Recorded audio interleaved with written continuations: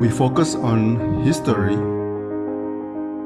culture, religion, art, social, and philosophy of Nusantara. Here, in the presence of Nusantara, we were made to be forgotten about the goodness of ourselves. Because negativity seems to be more interesting for us. Now, I'm Sutoyo Raharto and friends assist you to remind you, to awaken you that we still can find the gems of Nusantara. They are the great sights of Nusantara.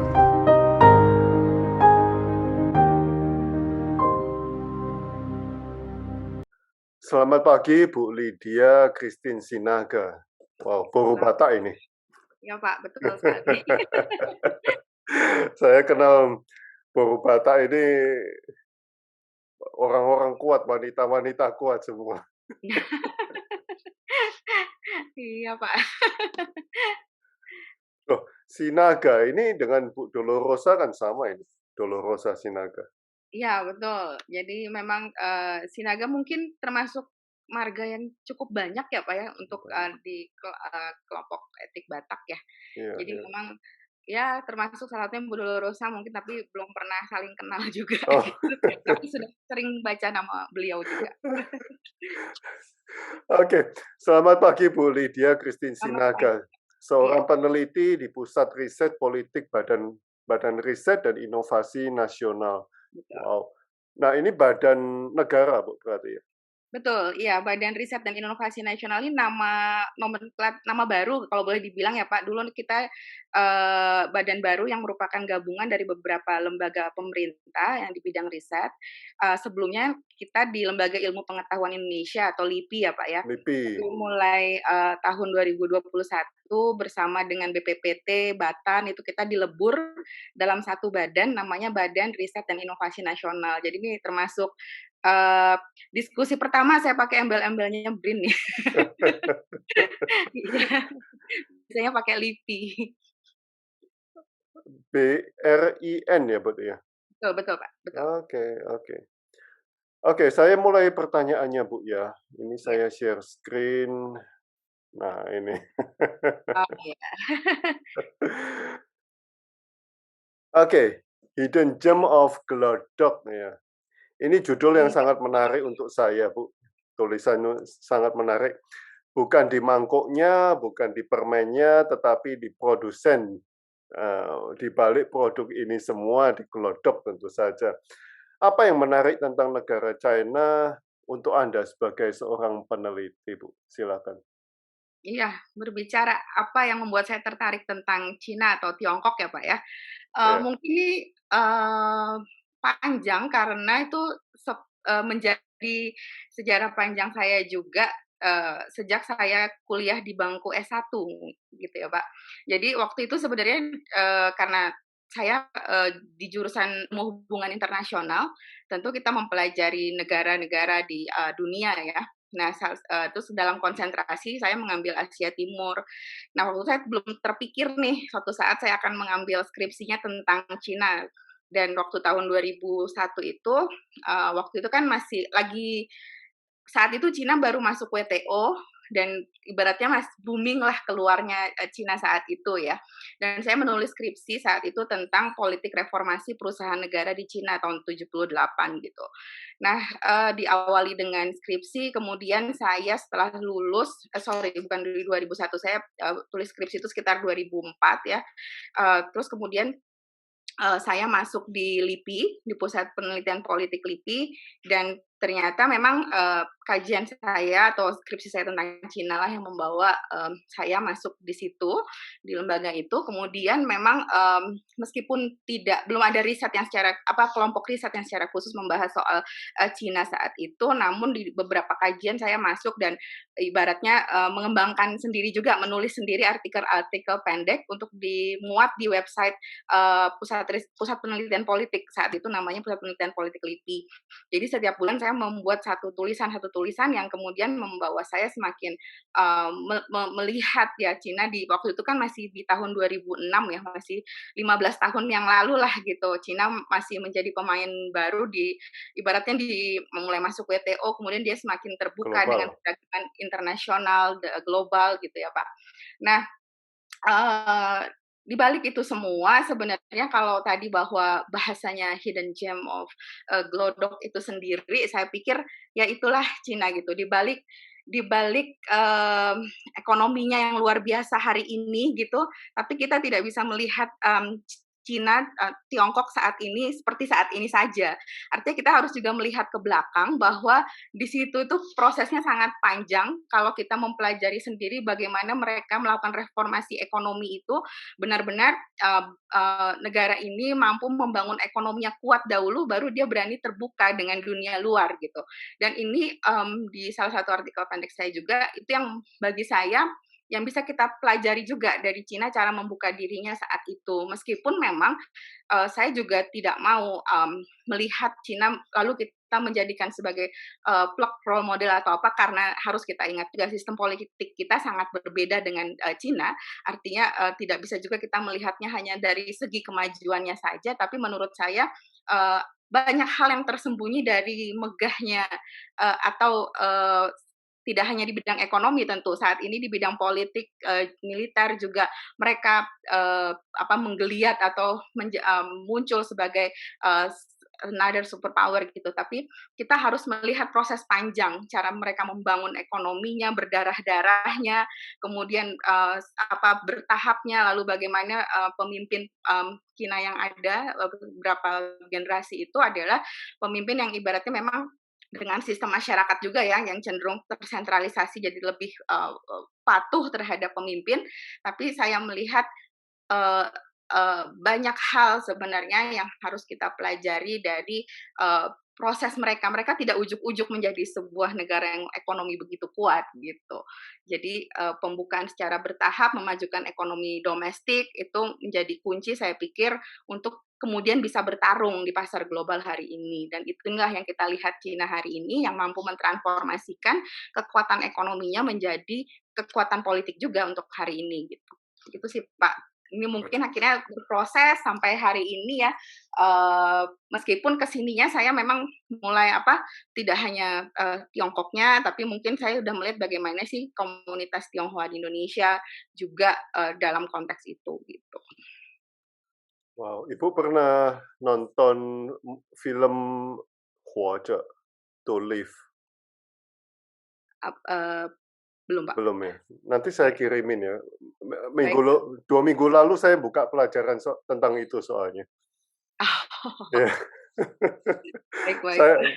Kalau saya mengajar di Angkatan Laut, saya pasti bukakan film itu.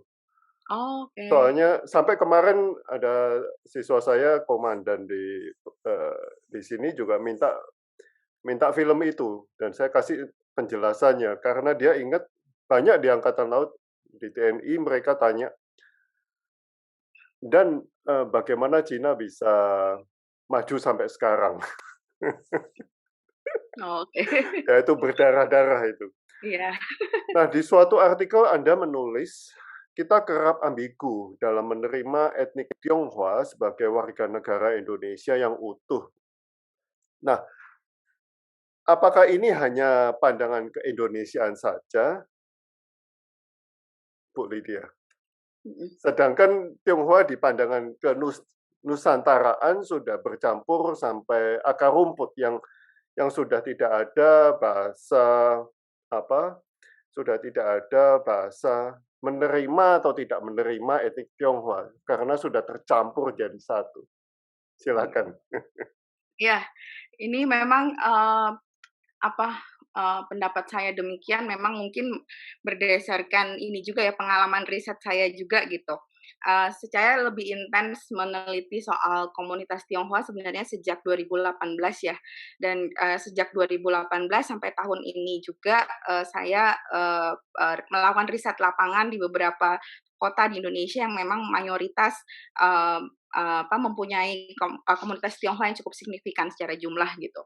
Nah, dari pengalaman-pengalaman tersebut baik yang ada tipikal yang di Pulau Jawa, di Pulau Sumatera, atau terbaru saya dari Manado ya, dari Sulawesi gitu, saya melihat memang ada pola yang cukup berbeda, yang mana itu juga dipengaruhi oleh hubungan antar etnis yang terjalin di lokasi-lokasi tersebut gitu.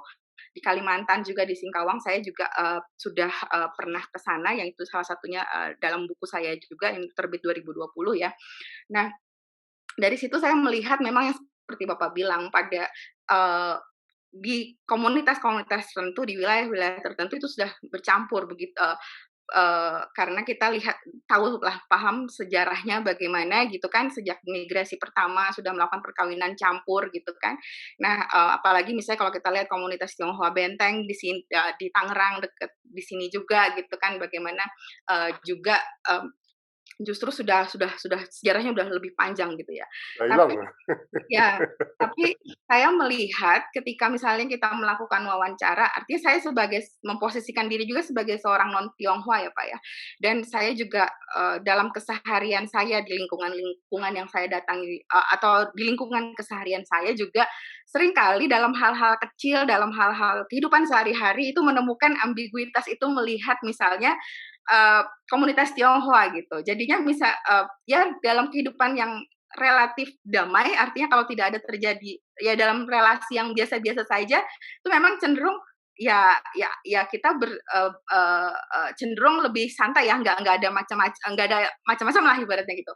Tapi kalau sudah ada hal sedikit saja yang tidak pas gitu, ini baik dalam kehidupan yang soal hanya bertetangga saja misalnya ya Pak ya, yang saya alami sendiri ini, muncul gitu kalimat yang, "Oh dasar." Nah yang itu yang kalimat yang sama mungkin tidak diucapkan ketika itu adalah yang lain gitu. Jadi artinya kenapa ambigu itu menurut saya karena sampai hari ini sebenarnya ada persoalan stereotip negatif yang tidak bisa dan dilepaskan atau dihilangkan. Karena bagaimanapun juga kita harus mengakui dan menyadari ya kalau stereotip itu kan memang sebenarnya hal yang lumrah ya, kita menyederhanakan yang heterogen banget itu kan jadinya dengan stereotip, "Oh orang Batak tuh begini kalau ngomong keras," misalnya gitu, "Oh orang Iya. ini begini." Tapi artinya ketika itu menjadi, hal yang negatif dan dilekatkan secara, langgeng itu kan menjadi tidak baik juga gitu. Dan akhirnya, stereotip yang mungkin ada yang tipikal ya misalnya, eksklusif, pasti kaya, atau oh pasti ketika apalagi dengan ada kata Cina yang masih melekat itu, seolah-olah ada, "Oh mereka kan orang Cina, Cina luar," gitu. Nah itu yang sering saya sebagai seorang non Tionghoa, mengalami dan maksudnya mendengar itu gitu, yang membuat saya, berpikir dan ini sebenarnya yang kita, coba dalam riset kami ya sampai hari ini kami terus, melakukan riset soal itu gitu, tapi memang pengalaman di beberapa wilayah memang, menentukan bagaimana misalnya di Manado gitu, itu relasi antar etnisnya sangat cair gitu kan, bahkan misalnya, Tionghoa sana justru merasa kami Minahasa gitu. Itu memang ada dinamika-dinamika tertentu gitu.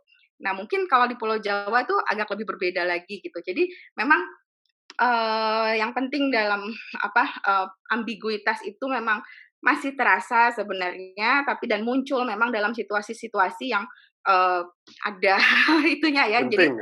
ya dalam situasi normal sehari-hari memang tidak ya, tapi karena dia sebagai suatu, pikiran yang mengendap ya kalau boleh saya bilang ya, sehingga memang kita terus harus ada upaya terus-menerus untuk meminimalisirnya, karena itu muncul dari, interaksi dan komunikasi yang minim dan cara kita memahami kalau boleh dibilang ini kan warisan juga di zaman Orde Baru ya, ketika kita itu nggak tahu banyak karena informasi tertutup, informasi tidak banyak kita tahu, dan di sini adalah masa di mana kita baru banyak hal yang kita ketahui juga, informasi mulai terbuka gitu, dan di sinilah kita, sebagai peneliti saya pikir ya, penting untuk mengeksplorasi keragaman ini gitu.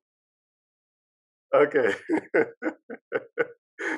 Ya, itu yang ya, ini pertanyaan yang berikutnya ini yang saya ingin tanyakan kepada yang, peneliti dan yang non Tionghoa ini. Ya. Nah, dari geger pecinan hingga tahun 98, banyak kejadian yang memojokkan Tionghoa dan justru dari kejadian-kejadian tersebut orang Tionghoa lebih mengakar dari sebelum-sebelumnya, Bu. Iya. Ya, menurut Anda bagaimana mereka bisa bertahan di tanah percampuran suku ini, ya, yang jumlahnya suku yang jumlahnya ratusan ini, Bu? Iya. Ya, Nah, itu juga, mungkin saya menjawabnya dari pengalaman riset juga ya, Pak. ya Artinya, silakan. dari pengalaman riset itu, khususnya tahun ini tuh karena dengan model daring ini kan saya banyak melakukan wawancaranya secara daring dan, itu mungkin lebih efektif menjaring banyak ya, Pak. Jadi dari 3 lokasi penelitian kita wawancara intens lewat Zoom dan itu banyak dapat cerita-cerita berharga bagaimana pahitnya tadi gitu, menjadi Indonesia gitu ya. Artinya, banyak juga golongan tua khususnya yang masih mengalami 65, 98 yang kita wawancara gitu, bagaimana pengalaman-pengalaman hidup kita, yang seringkali itu membuat saya juga terharu banget gitu ya. Karena menurut saya yang pertama, dari peristiwa sejarah panjang yang tadi sudah Bapak sebutkan, itu adalah, pertama daya adaptasi yang begitu kuat yang boleh saya bilang. Artinya dengan segala peristiwa kekerasan yang pernah terjadi dalam sejarah panjang kita gitu bernegara, eee, ketika mereka akhirnya tetap bertahan itu karena memang mempunyai daya adaptasi yang cukup tinggi di tempat di mana mereka tinggal gitu. Termasuk artinya ketika mereka, mengatakan, "Kami Minahasa, kami Tionghoa Minahasa," gitu, tidak, apa, eee justru tidak menonjolkan identitas ketionghoaannya itu ada dinamika seperti itu gitu. Lalu saya ingat dalam satu diskusi, disebut bagaimana kita tuh punya filosofi, di mana bisa hidup, di situ dia akan mengakar gitu. Jadi saya pikir filosofi-filosofi hidup yang dimiliki oleh, komunitas Tionghoa ini, itu yang membuat mereka mempunyai daya bertahan yang tinggi gitu untuk melewati, eee sejarah panjang, yang tidak mudah juga gitu. Bagaimana ada satu responden saya yang menarik ya, beliau di Manado, sekarang di Gorontalo gitu, sudah cukup tua, bagaimana dia dan peristiwa untuk mengubah nama aja sampai hari ini akhirnya dia tidak bisa. Tapi akhirnya dia di ujung wawancara itu mengatakan keindonesiaan saya tuh bukan dari segi nama gitu. Akhirnya dia tetap mempertahankan nama 3 suku katanya gitu, tapi dia bilang, apa untuk kalau memang harus saya buktikan kalau mau maju perang, kalau Indonesia misalnya berperang mungkin saya yang paling depan menghadapi siapapun gitu.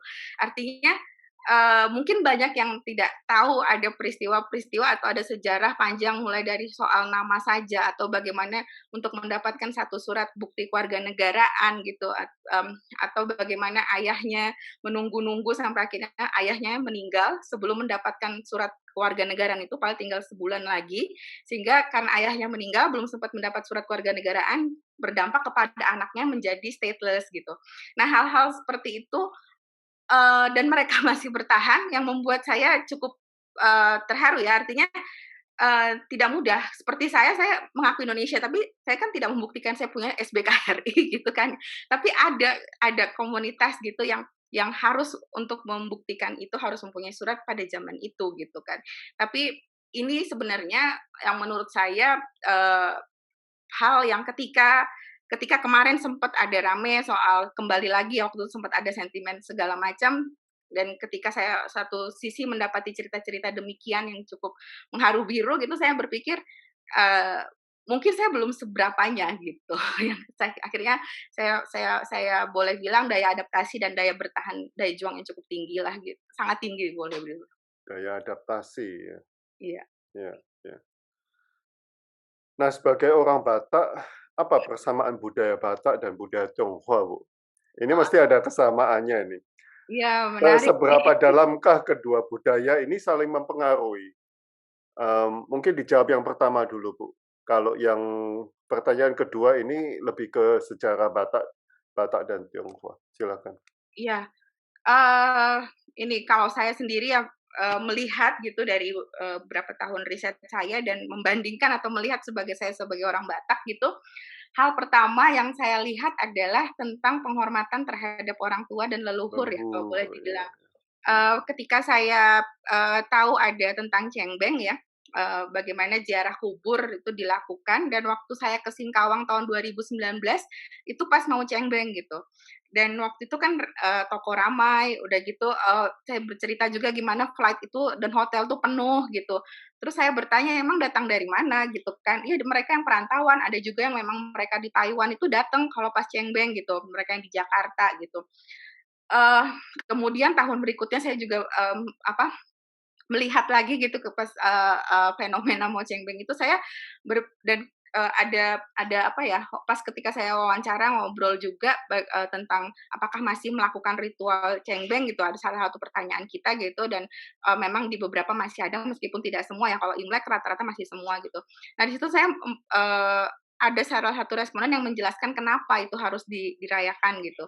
Nah di adat Batak sendiri kan kita, juga punya. Mungkin kalau Bapak tahu juga ada istilahnya, tugu ya yang dibangun atau bahasa Bataknya mungkin tambak yang dibangun, itu memang, dari berapa generasi tulang belulangnya dikumpulkan di satu, eee, tugu. Tugu itu seperti sebenarnya makam ya fungsinya, tapi dia menyatukan beberapa generasi.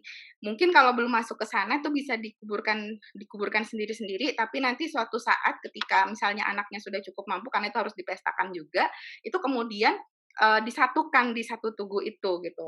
Nah, kemudian itu secara meskipun tidak harus tiap tahun dan tidak ada istilah apa, kewajiban gitu ya, tapi biasanya itu menjadi ajang untuk kumpul keluarga, keluarga besar ya, berapa generasi gitu, bahkan saya pernah ikut dan saya nggak kenal juga gitu kan, eee, untuk penghormatan terhadap, apa, leluhur lah kalau boleh dibilang, karena dia biasanya sampai tingkatan berapa dan di situ tuh ada silsilahnya gitu.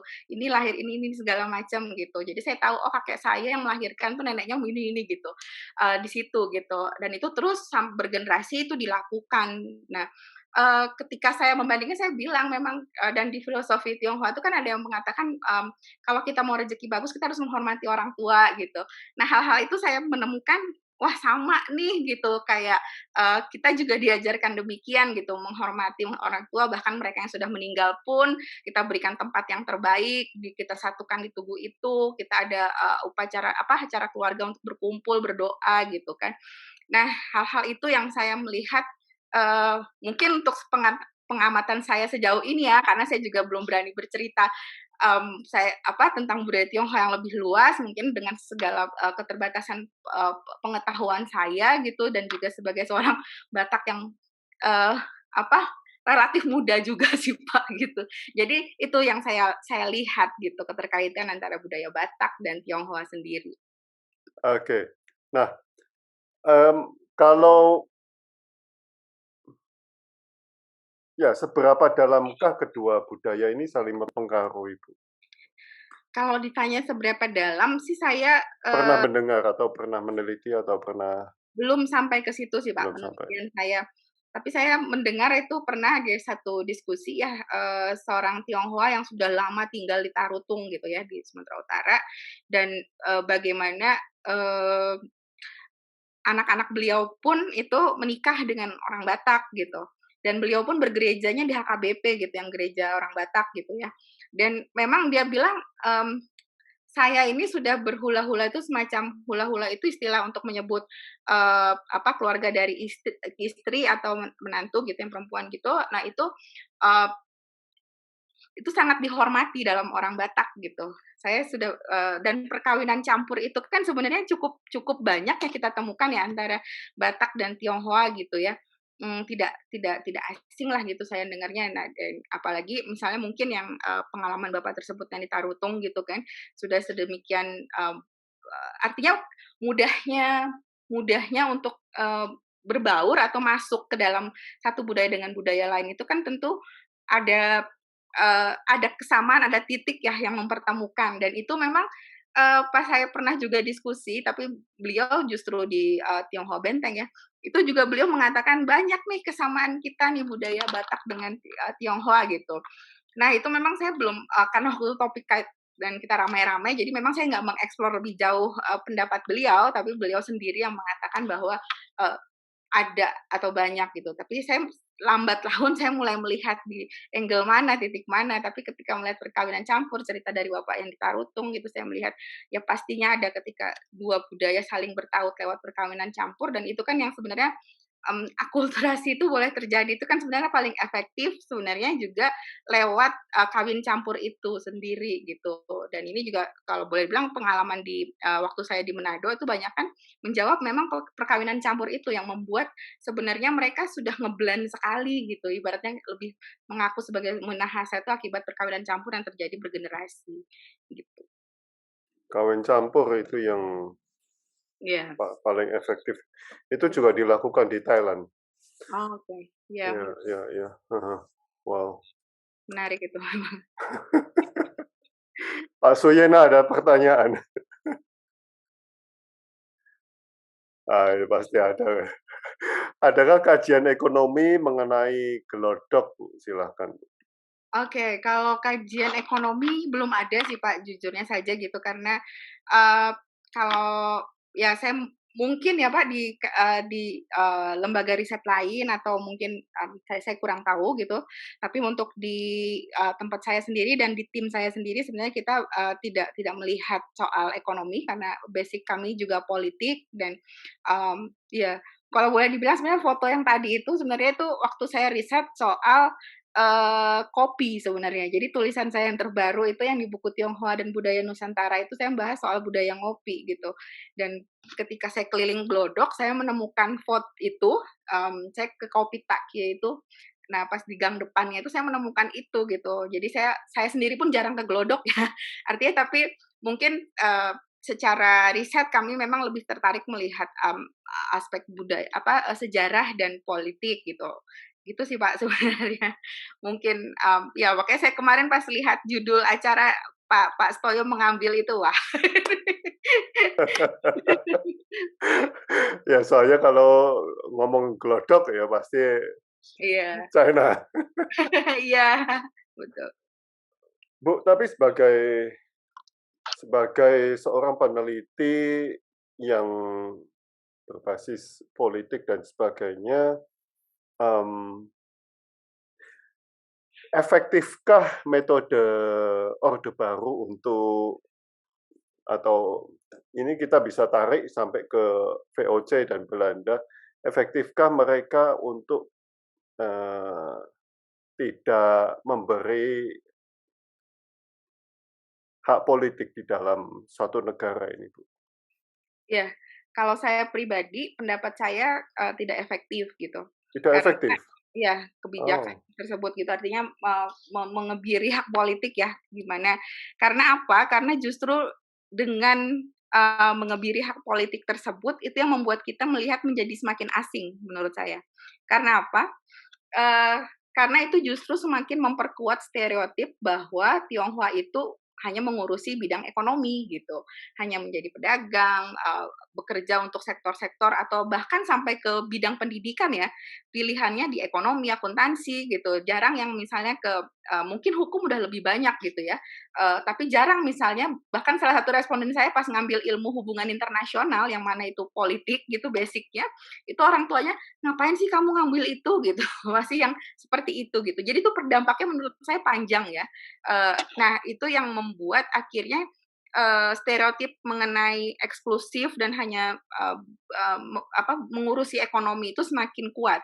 Nah ketika pintu reformasi terbuka, lalu secara bertahap banyak etnik Tionghoa yang kemudian maju menjadi caleg ataupun calon kepala daerah, itu kan, eee, akhirnya di satu sisi ya, ketika saya riset 2019 di Singkawang, itu, eee, satu sisi tuh akhirnya melihat, oh nih Tionghoa udah mau masuk politik, terus mereka merasa punya wakil gitu, dan itu berdampak pada meningkatnya sebenarnya tingkat partisipasi pemilih.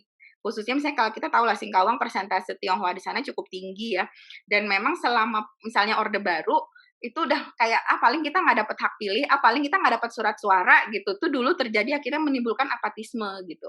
Tapi ketika banyak caleg mereka, caleg ini kan bagaimanapun akhirnya mau memperjuangkan misalnya, "Udah dapat surat suara belum?" "Belum." ya udah nih saya urus nih, tim saya ngurus supaya dapat surat suara, supaya bisa nyoblos di hari H. Akhirnya tingkat partisipasi meningkat, terus mereka merasa mempunyai calon yang bisa menyuarakan gitu. Bagaimanapun juga ibaratnya, eee, Tionghoa lah yang seringkali mengerti, memahami apa sih sebenarnya yang menjadi, kebutuhan atau kekhawatiran gitu, dari kelompok ini. Meskipun tidak harus ya Tionghoa memilih Tionghoa atau Tionghoa, tapi memang, pada saat ini kalaupun yang terjadi demikian ya, untuk beberapa caleg misalnya, banyakan basis konstituennya masih Tionghoa juga, saya pikir sebagai langkah awal itu tidak apa-apa juga gitu kan. Karena akhirnya ketika, ada salah satu, caleg muda di Jakarta gitu, dia mengakui bahwa memang kemarin pas maju basis konstituennya masih Tionghoa gitu. Tapi kemudian yang saya lihat setelah dia duduk menjadi anggota DPRD di kota DKI adalah apa yang dia suarakan, apa yang dia perjuangkan itu tuh untuk misalnya vaksin getol sekali kemana apa segala macam, itu menyuarakan dan tidak lagi menyuarakan kelompoknya, golongannya, atau konstituennya gitu. Nah, artinya sebagai kendaraan untuk membawa dia maju sebagai seorang anggota legislatif, tidak apa-apa untuk menggunakan itu sebagai basis konstituennya. Nanti ketika dia mulai dikenal, masyarakat luas untuk sudah menilai kiprahnya bagaimana, saya yakin itu tentu basis konstituennya akan meluas ya, tapi sebuah langkah awal saya pikir itu, wajar-wajar saja gitu, karena itu sudah dibuktikan waktu di Tangerang itu, Bapak itu basis konstituennya Tionghoa. Kemudian 5 tahun berikutnya udah semakin dikenal dengan kiprahnya, kemudian mulai meluas dan itu tidak hanya Tionghoa saja. Jadi, akhirnya ketika mulai melihat banyak anggota legislatif Tionghoa, kita mulai memudar kan, oh mereka mau juga terjun di bidang politik gitu. Ya, tapi how dangerous, untuk Belanda sampai orang Tionghoa disingkirkan dari politik, Bu? Iya, mungkin saat itu kan dengan politik, memecah belahnya ya, artinya Memecah kalau belah. kalau Tionghoa menjadi kuat itu kan menjadi bumerang juga ya buat pemerintah kolonial saat Untuk itu. oke. Akhirnya dia harus melemahkan itu, caranya dengan memecah belah, termasuk misalnya mengebiri hak-hak, politik itu. Artinya saya yakin untuk, kebijakan atau kepentingan pemerintah kolonial saat itu adalah membuat Tionghoa menjadi lemah dan hanya pada posisi perantara ini kan selalu nggak enak ya, selalu dimusuhi yang sebelah sini dan sebelah sini gitu. Maklar. Nah, betul. Akhirnya dibangunlah, dikonstruksilah sebenarnya posisi demikian yang membuat lebih Oke. Ini Pak Suyena tanya, zaman Orba huruf budaya Tionghoa dilarang. Sekarang marak di Glodok, termasuk ada toko buku Tionghoa yang datang banyak umat Muslim. Apakah riset mengenai perubahan sosial di Glodok atau Jakarta karena ini? Adakah Oke. riset mengenai? Ya, silakan. Iya, kalau spesifik Glodok, mungkin saya juga tidak tahu ya, Pak, mungkin, belum ada gitu. Tapi artinya saya melihat sekarang ini sudah cukup banyak ya, dan sangat beragam topiknya gitu. Tapi mungkin kalau spesifik Glodok nggak ada, tapi kalau terkait Tionghoa, terus misalnya bagaimana, budaya, tadilah hal-hal yang banyak yang kita tidak tahu sebenarnya, saya ibaratnya kalau nunggu buku tentang Tionghoa, komunitas Tionghoa tuh pasti ada buku-buku baru gitu setiap bulan dan itu menarik-menarik gitu. Menurut saya artinya banyak informasi yang, terbuka, membuka mata kita ya, tentang perubahan-perubahan sosial di dalam komunitas ini. Karena sekali lagi sebenarnya pengetahuan kita sendiri tentang komunitas Tionghoa di Indonesia itu kan terbatas karena juga terbatasnya informasi dan buku yang, kita bisa baca kan di zaman Orde Baru mungkin hanya dari pengalaman sehari-hari saja gitu. Nah, saya sebenarnya lahir besar, di Banjarmasin ya, dan dari saya, SD saya bersekolah di sekolah Katolik yang teman saya semua mayoritas, Tionghoa sampai saya SMA di Jogja gitu. Artinya pengalaman-pengalaman saya pribadi gitu, eee eee, membentuk itu, memahami itu juga terbatas gitu di zaman itu. Tapi ketika sekarang gitu, setelah reformasi dan 10 tahun terakhir apalagi dengan hadirnya media baru ya, media, dan pop culture sendiri gitu, itu semakin banyak wadah untuk mengartikulasikan atau misalnya untuk memberikan edukasi sendiri ke masyarakat gitu soal soal perubahan-perubahan sosial yang terjadi. Mungkin tidak bisa saya bilang secara luas, secara khusus di Glodok, tapi saya pikir secara luas di komunitas Tionghoa di Indonesia itu saat ini sudah cukup banyak yang meng-capture itu dan menjadikannya sebagai sebuah publikasi ilmiah gitu. Wow. Pak Suyena ada pertanyaan lagi? Bu Lydia, kalau saya kenalkan Pak Suyena, kalau Ya. butuh kamus atau terjemahan Pak Suyena bisa. Oh iya Pak, salam kenal Bapak. Terima kasih, Bu. Ya, Bapak tinggal di Ya. Jakarta, Pak? Saya dulunya kerja di Jakarta, sejak COVID pensiun, tinggal di Oh. Bandung. Oh, di Bandung. Wah, Ya, saya ya. sekarang malah lagi di Bandung, Pak. Oh, lagi di Bandung. Iya. Iya. Iya, Pak. Saya Semoga sebenarnya saya studi saya intensif itu agama Konghucu. Oh, Jadi sejak Konghucu diakui sebagai agama di Indonesia, ya. itu jadi sepertinya itu legal untuk dipelajari secara terbuka. Nah, itu saya sedang mengamati perubahan sosial yang tadinya umat Konghucu itu nol, sekarang meskipun belum signifikan, ternyata bertambah terus.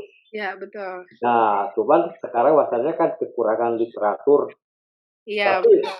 ternyata umat orang di luar Tionghoa juga ada beberapa betul jadi rohaniwan Konghucu.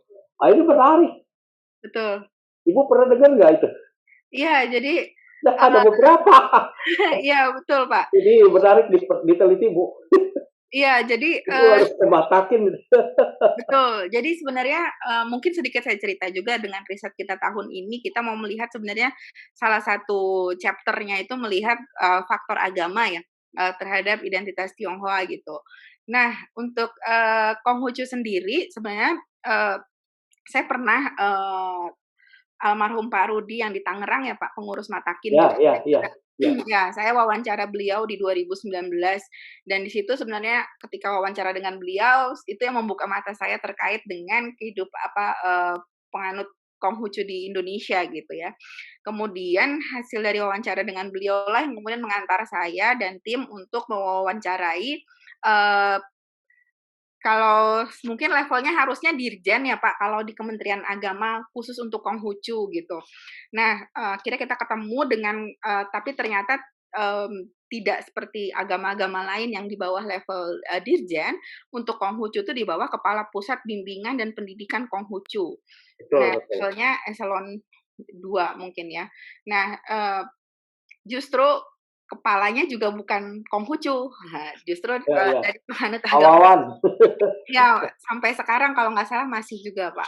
Nah, dia juga bertanya kenapa, dan itu memang lebih ke faktor SDM gitu. Nah, beliau juga bercerita bagaimana sebenarnya yang tadi ya terkait sebenarnya sudah mau dibuat sekolah semacam YIN ya kalau misalnya di Islam gitu ya. Bagaimana supaya misalnya sekolah-sekolah tersebut bisa mencetak mungkin guru-guru agama Konghucu. Nah, itu ternyata sampai hari ini kan belum ada ya, Pak. Sudah ada, Bu. Sudah ada. Di mana, Pak? Di Purwokerto.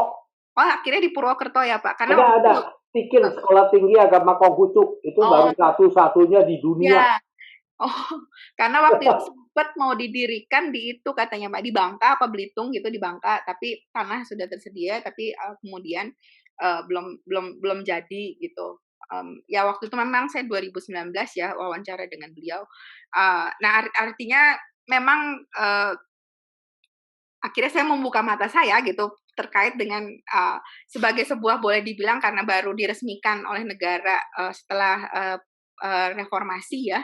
Jadi memang segala dinamika yang terjadi di dalamnya ya memang saya pikir ya kita bersama-sama bisa mungkin melihat dan mengamati lah Pak gitu. Jadi ya saya melihat itu semua juga melihat itu sih Pak. Memang ini kita belum selesai ya Mas ya.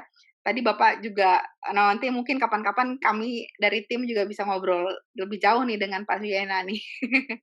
Dengan senang hati, Bu. Iya, Pak. Ada lagi satu fenomena, Bu, UIN ya, Iya, Pak. Institut Agama Islam Negeri itu yang dari Hidayatullah yang Ciputat, Oh, itu iya. buka program S2 perbandingan agama, tapi umat Konghucu yang banyak belajar ke situ, terus Oh, dapat gelar MAG, tesisnya oh, tentang agama Konghucu. iya, iya, iya, Nah, itu menarik tuh. betul. Ya, Iya, cuman belum banyak sih, cuma ya belum banyak, tapi menurut saya tuh udah ada perubahan sosial. betul. Jadi Tapi bisa dipelajari secara ilmiah. iya, tapi ada juga, cerita di satu provinsi gitu, di salah satu universitas negerinya, untuk penganut agama Konghucu ketika mata kuliah agama juga bingung karena tidak disediakan juga oleh kampus gitu, untuk mata kuliah agama Konghucu gitu.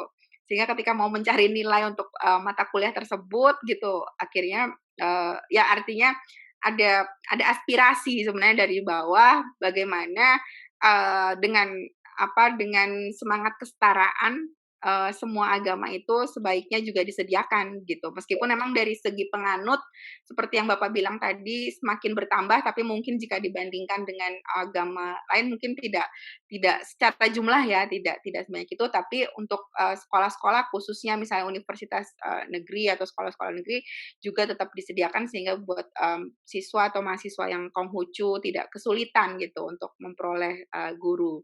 Kalau di Pulau Jawa sudah ada, Bu, di kampus-kampus SMA, sekolah SMA, Oh, itu guru-guru agama Konghucu sudah ada. oh Dan di bagus, iya. Bandung juga ada mahasiswa di Unpad, ada mahasiswa Konghucu. Saya juga diminta untuk asistensi. Sebenarnya sih dosennya tuh juniornya saya, tapi karena dia tidak Oh, bisa menjelaskan dalam bahasa aslinya, ya saya diminta ya jadi asisten. ah, ya, Yang ya. penting ada kemajuan. Ya, ya, mungkin untuk Pulau Jawa udah bagus ya, Pak. Ya, bagus, Ini ya. memang di Sulawesi sih, Pak. Wah, itu susah Sulawesi. Mana tahu ada kuat sih, kalau yang lain-lain belum ada. Iya, betul. Iya. Ya, Semoga ke depannya. terima kasih Bu. Sama-sama, Bapak. Terima kasih. Oke, terima kasih Bu Lydia untuk waktunya untuk sharing pengalamannya ini. Iya. Kita harus jumpai suatu hari, nggak tahu di mana. Iya, pas supaya di Surabaya, Pak? Saya di Surabaya. Oh, Ya, baik. ya. Ya. Oke. Thank you Bu Lydia. Sama-sama, Pak. Ya, selamat masih pagi nih, maaf. Selamat pagi Bu. Selamat pagi, Pak. Terima kasih sudah diundang. Terima kasih, terima kasih. Ya, Mbak. Sampai ketemu. Ya.